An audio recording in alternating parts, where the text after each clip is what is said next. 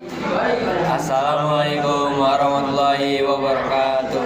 Kami dari kelompok Ternate ingin menjelaskan tentang kerajaan Ternate. Perkenalkan, nama saya Biansyar Syabana, absen 1. Saya Muhammad Raidi, absen 20. Kerajaan Ternate adalah kerajaan Islam di Maluku yang masih berdiri hingga saat ini. Ketika didirikan oleh BAB Masyur Malamo pada tahun 1257 Masehi, Kesultanan yang dulunya bernama Kerajaan Gapi ini belum bercorak agama Islam. Agama Islam mulai menyebar di Ternate pada abad ke-14 dan keluarga kerajaan baru memeluk Islam pada masa pemerintahan Raja Marhum.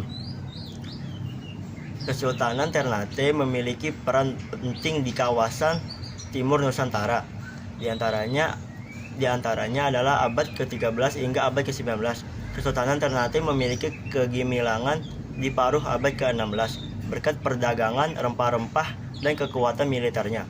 Kesultanan Ternate berdiri pada tahun 1257 Masehi.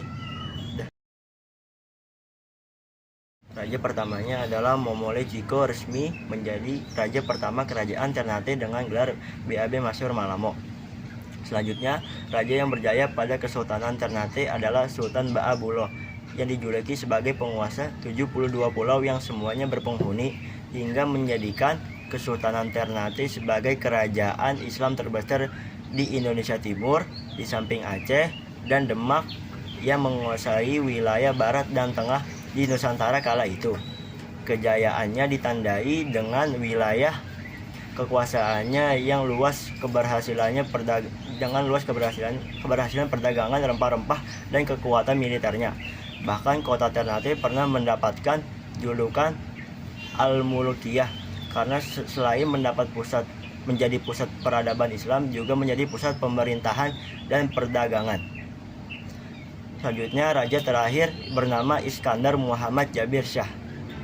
Pada tanggal 7 Juli 1683, Sultan Sibori terpaksa menandatangani perjanjian yang intinya menjadikan Ternate sebagai kerajaan dependen Belanda. Peninggalan kerajaan Ternate. Yang pertama, makam Sultan Babulah. Sultan Babulah adalah raja ke-24 dari kerajaan Ternate.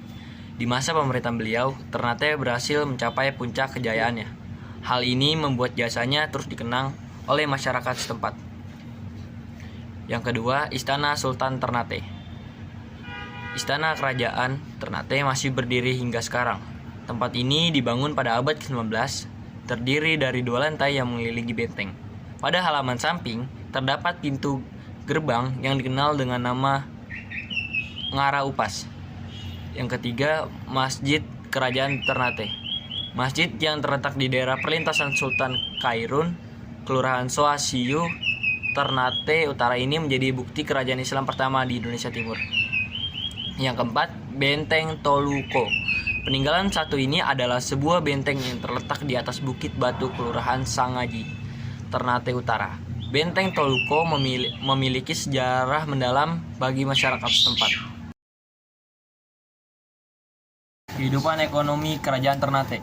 Kehidupan ekonomi kerajaan Ternate menitik beratkan pada kegiatan perdagangan sebagai sumber pendapatan pekerjaan. Secara ekonomi, Maluku dikenal sebagai penghasil rempah-rempah seperti cengkih dan pala. Kedua komoditi itu merupakan barang dagangan yang diperlukan oleh bangsa Eropa. Akibatnya, Maluku sering didatangi oleh para pedagang baik dari Jawa, Sulawesi, Persia, dan bangsa Eropa.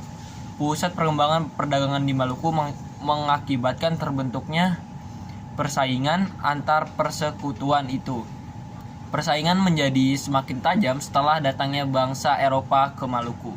Sebagian besar hasil budaya masyarakat Ternate dipengaruhi oleh keadaan kerajaan yang merupakan kerajaan maritim.